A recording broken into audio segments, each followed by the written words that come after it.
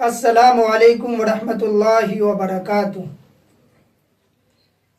روپیے پیسے سے دنیا کی ہر چیز نہیں خریدی جا سکتی۔ یہ پیسہ، یہ ساز و سامان، یہ مال و دولت جو کچھ تم جمع کر رہے ہو، یہ بذات خود راحت دینے والی چیز نہیں ہے۔ راحت پیسے سے خریدی نہیں جا سکتی، وہ محض اللہ تعالیٰ کا فضل ہے۔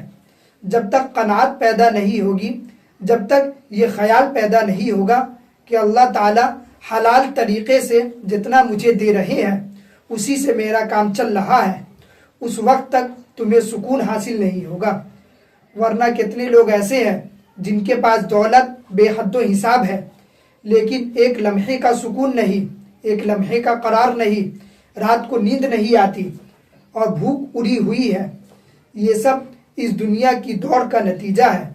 اس لیے اللہ کے رسول صلی اللہ علیہ وسلم یہ فرماتے ہیں، دنیا کے معاملے میں اپنے سے اونچے آدمی کو نہ دیکھو وہ کہاں جا رہا ہے، بلکہ اپنے سے نیچے والے کو دیکھو کہ ان کے مقابلے میں تمہیں اللہ تعالیٰ نے کیا کچھ دے رکھا ہے۔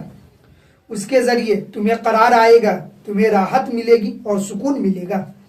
لیکن دین کے معاملے میں اپنے سے اونچے کو دیکھو، اس لیے کہ اس کے ذریعے آگے بڑھنے کا جذبہ پیدا ہوگا اور آگے بڑھنے کی بےتابی ہوگی۔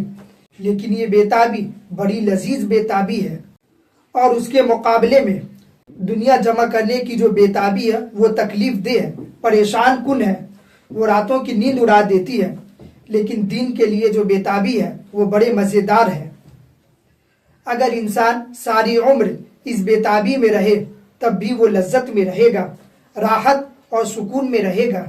لیکن ہماری ساری زندگی کا پہیہ الٹا چل رہا ہے۔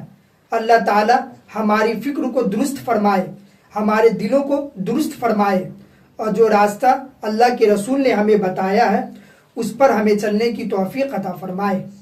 اسی سلسلے میں آگے ایک اور حدیث آ رہی ہے۔ آپ صلی اللہ علیہ وسلم فرما رہے ہیں، نیک عمل جلدی جلدی کر لو، جتنا وقت مل رہا ہے اس کو غنیمت جانو، اس لیے کہ بڑے فتنے آنے والے ہیں۔ ایسے فتنے آنے والے ہیں جیسے اندھیری رات کے ٹکڑے۔ اس کا مطلب یہ ہے کہ جب اندھیری رات شروع ہوتی ہے اور اس کا ایک حصہ گزر جاتا ہے تو اس کے بعد آنے والا دوسرا حصہ بھی رات کا ہی حصہ ہوتا ہے، اور اس میں تاریکی اور بڑھتی چلی جاتی ہے، اور پھر تیسرے حصے میں اندھیرا اور بڑھ جاتا ہے۔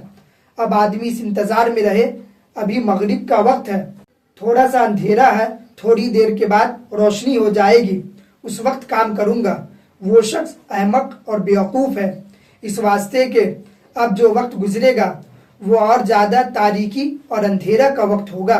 لہٰذا سرکار دو عالم صلی اللہ علیہ وسلم فرما رہے ہیں، اگر تمہارے دل میں کوئی خیال ہے کہ تھوڑا سا وقت گزر جائے تب کام شروع کروں گا، تو یاد رکھو اور جو وقت آنے والا ہے وہ اور زیادہ تاریکی والا رات ہے۔ آئندہ جو فتنے آنے والے ہیں وہ بھی اندھیری رات کے ٹکڑوں کی طرح ہے کہ ہر فتنے کے بعد بڑا فتنہ آنے والا ہے۔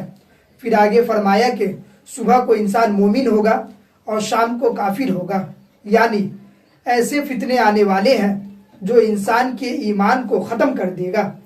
صبح کو مومن بیدار ہوا تھا، لیکن فتنے کا شکار ہو کر شام کے وقت کافر ہو گیا، اور شام کو مومن تھا، صبح کو کافر ہو گیا، اور یہ کافر اس طرح ہو جائے گا کہ اپنے دین کو دنیا کے تھوڑے سے ساز و سامان کے بدلے بیچ ڈالے گا۔ صبح کو مومن اٹھا تھا اور جب کاروبار کی زندگی میں پہنچا تو فکر لگی ہوئی تھی دنیا جمع کرنے کی، مال و دولت جمع کرنے کی، اور اس دوران مال حاصل کرنے کا ایک ایسا موقع آیا جس کے ساتھ شرط یہ تھی کہ دین چھوڑ دو تو تمہیں دنیا مل جائے گی۔ اب اس وقت دل میں کشمکش پیدا ہو گیا، اپنے دین کو چھوڑ کر مال حاصل کر لوں یا اس مال کو لات مار کر دین حاصل کر لوں۔ لیکن وہ شخص پہلے سے ٹالنے کا عادی بنا ہوا تھا، اس لیے اس نے سوچا کہ دین کے بارے میں بعض پرس کب ہوگی، کب مریں گے، کب حشر کا میدان قائم ہوگا، کب ہمارا حساب و کتاب ہوگا، وہ تو بعد کی بات ہے۔ ابھی فوری معاملہ تو یہ ہے کہ مال حاصل کر لوں۔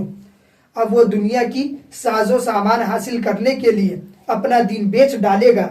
اس لیے فرمایا صبح کو مومن اٹھا تھا اور شام کو کافر ہو گیا۔ اللہ تعالی ہم سب کو اس سے محفوظ رکھے اور ہمیں بچائے، آمین۔ لہذا کس چیز کا انتظار کر رہے ہو؟ اگر نیک عمل کرنا ہے اور مسلمان کی طرح زندہ رہنا ہے تو انتظار کس چیز کا؟ جو عمل کرنا ہے بس جلدی کر لو۔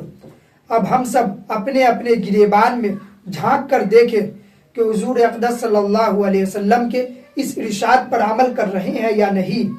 ہمارے دلوں میں دن رات یہ خیال آتا ہے یا نہیں کہ اچھا اب نیک عمل کر لیں گے، اور شیطان یہ دھوکہ دے رہا ہے ابھی تو بہت عمر باقی ہے، ابھی تو نوجوان ہے، اور پھر بڑھاپا آئے گا، پھر اس وقت نیک عمل شروع کر دیں گے۔ نبی کریم صلی اللہ علیہ وسلم جو حکیم ہے اور ہماری رگوں سے واقف ہے، وہ جانتے ہیں کہ شیطان کس طرح بہکائے گا، اس لیے فرمایا کہ جلدی جلدی نیکیاں کر لو، اور جو نیک کام کی باتیں سن رہے ہو اس پر عمل کرتے ہوئے جاؤ، کل کے انتظار میں نہ رہو، اس لیے کہ کل آنے والا فتنہ معلوم نہیں تمہیں کہاں سے کہاں پہنچا دے گا۔ اللہ تعالی ہم سب کی فتنوں سے حفاظت فرمائے، آمین۔